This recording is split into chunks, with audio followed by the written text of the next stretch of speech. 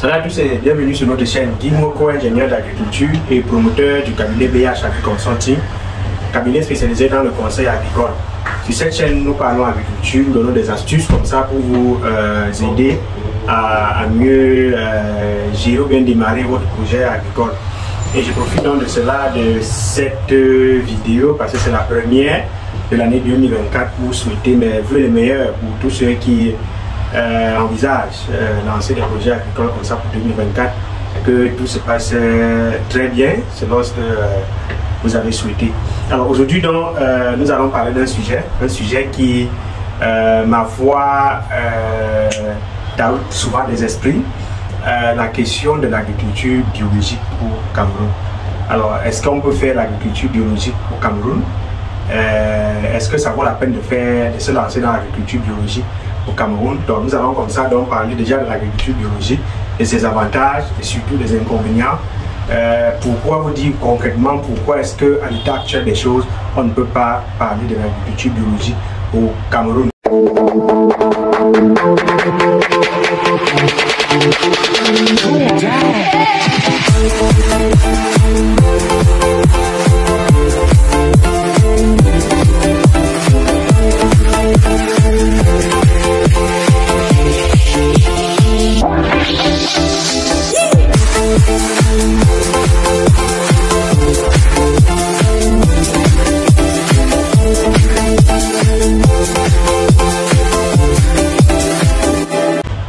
Alors, comme je vous l'ai donc tantôt dit, tout le monde parle souvent de l'agriculture biologique, tout le monde parle des produits bio.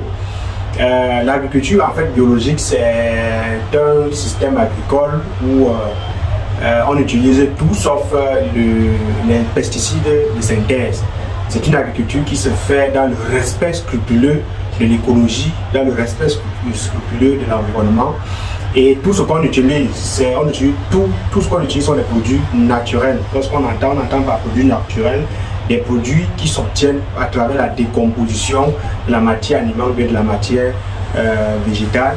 Des produits, donc tout ce qu'on utilise, que ce soit des engrais, que ce soit des pesticides, ont été fabriqués ne sont pas en fait pas des produits de synthèse, si on peut l'appeler comme ça.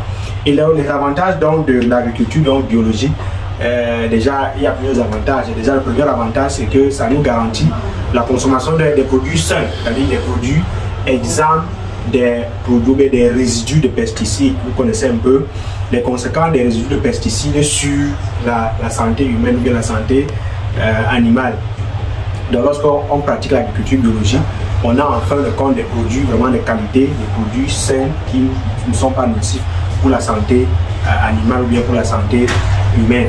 Et l'autre avantage déjà de l'agriculture biologique, c'est la conservation de l'environnement. Vous savez, lorsqu'on utilise des pesticides, des produits de synthèse, la microflore ou bien la microfaune même est attaquée. Les micro-organismes du sol sont parfois détruits lorsqu'on utilise certains produits de synthèse. C'est pour ça que parfois vous allez comprendre que tel ou tel autre produit est interdit de marcher. C'est parce qu'avec le temps, on s'est rendu compte que c'est un produit qui est très nocif pour l'environnement, pour le sol, les micro-organismes telluriques, c'est-à-dire les micro-organismes qui vivent dans le sol, également même pour la flore ou bien la faune aquatique, c'est-à-dire que en bas de chaque parcelle, généralement, il y a une petite rivière, bien un cours d'eau.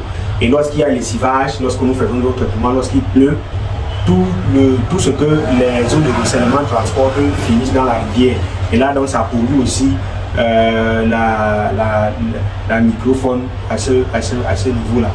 Et donc, l'agriculture biologique garantit également donc, la protection de l'environnement dans ce sens. Sauf que les inconvénients de l'agriculture biologique sont énormes dans la mesure où l'agriculture biologique n'est pas assez rentable, si on peut dire ça comme ça. L'agriculture biologique, si prend le cas du maïs, du simple maïs, lorsque nous faisons l'agriculture conventionnelle, on peut aller jusqu'à 7-8 tonnes de maïs à l'hectare. Or, l'agriculture biologique, c'est difficile qu'on obtienne 2 tonnes à l'hectare. Pour avoir 2 tonnes à l'hectare de maïs cultivé à l'état biologique, il faut tout un exploit de le faire. Il faut un exploit et il faut également tout un investissement lourd pour pouvoir en arriver là. Donc voilà déjà le premier inconvénient de l'agriculture biologique, c'est qu'on ne peut pas attendre des très grandes récoltes en agriculture biologique L'autre inconvénient, c'est le coût de production. Vous savez, tous les produits biologiques, allez même sur le marché, demandez peut-être les pesticides. On va vous parler des pesticides biologiques. Ou peut-être un demi-litre de pesticides, on vous dit ça coûte 10 000, ça coûte 11 000, demi-litre. Et on vous dit qu'il faut peut-être 5 litres par hectare. Lorsque vous faites, lorsque vous voyez que vous évaluez déjà le coût de 5 litres qu'il faut utiliser peut-être sur toute la campagne, ou bien 5 litres à l'hectare, vous pouvez imaginer ce que ça coûte en termes de coût de production. Également en termes d'engrais, on vous demande, il y a également les engrais biologiques, ce qu'ils appellent les engrais biologiques, la fiente de poule par exemple, des déjections animales.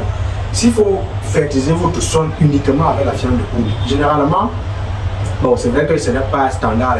La plupart des chaque sol a ses propriétés, mais généralement dans la littérature, vous allez souvent lire peut-être que sur un hectare de plantation, peut-être sur le maïs, il faut peut-être mettre 20 tonnes de fiente de poule.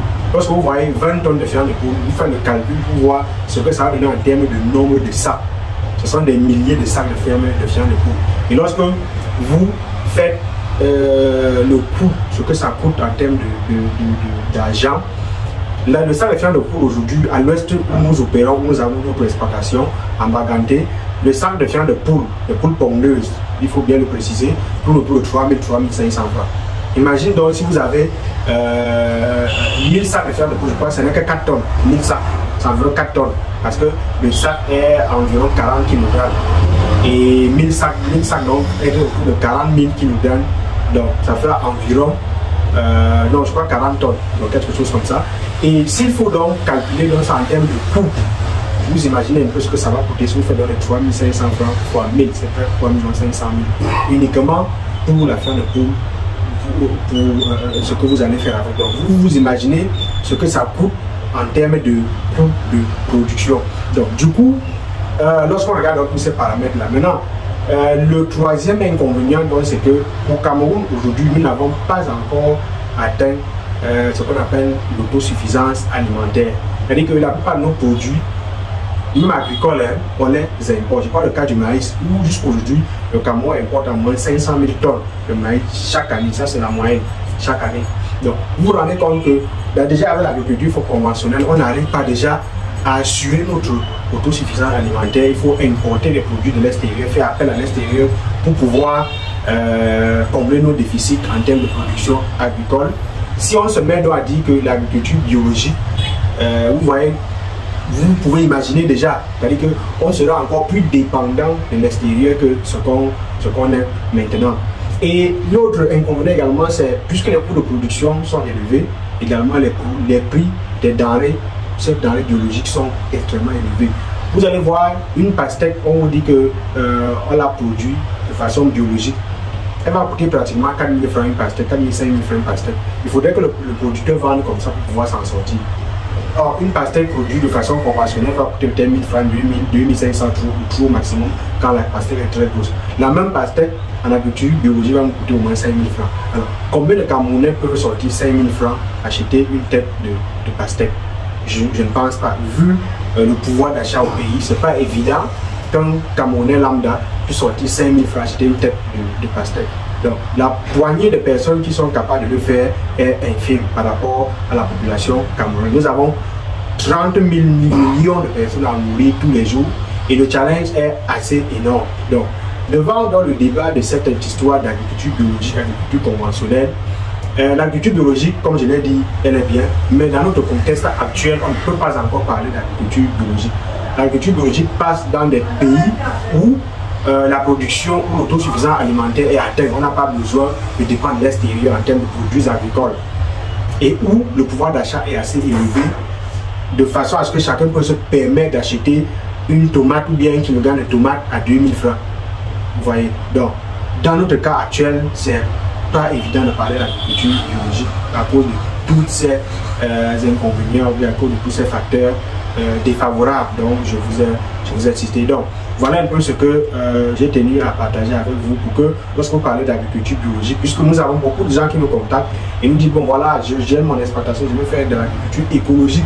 Oui, c'est bien beau, mais est-ce que vous êtes capable de pouvoir investir autant et à la fin ne pas trouver à qui vendre? Si vous avez un couloir où vous avez peut-être des gens un marché de consommation de ces produits biologiques-là. Tant mieux, vous êtes encouragé à le faire parce que ce sont des produits sains. Vous voyez, là vous êtes sûr qu'en dépensant, en mettant en dépensant beaucoup sur la production, vous avez déjà votre marché. Et là, ce marché donc, va vous permettre d'entrer dans vos coûts et ne pas tourner à perte. Mais si vous pensez vouloir produire et vendre sur le marché, comme nous tous nous vendons, ne tentez pas d'essayer, mais n'ayez même pas l'idée de penser à une agriculture écologique. Donc voilà, donc dites-moi ce que vous pensez en commentaire et disons-nous comme ça, nous rendez-vous dans nos prochaines vidéos.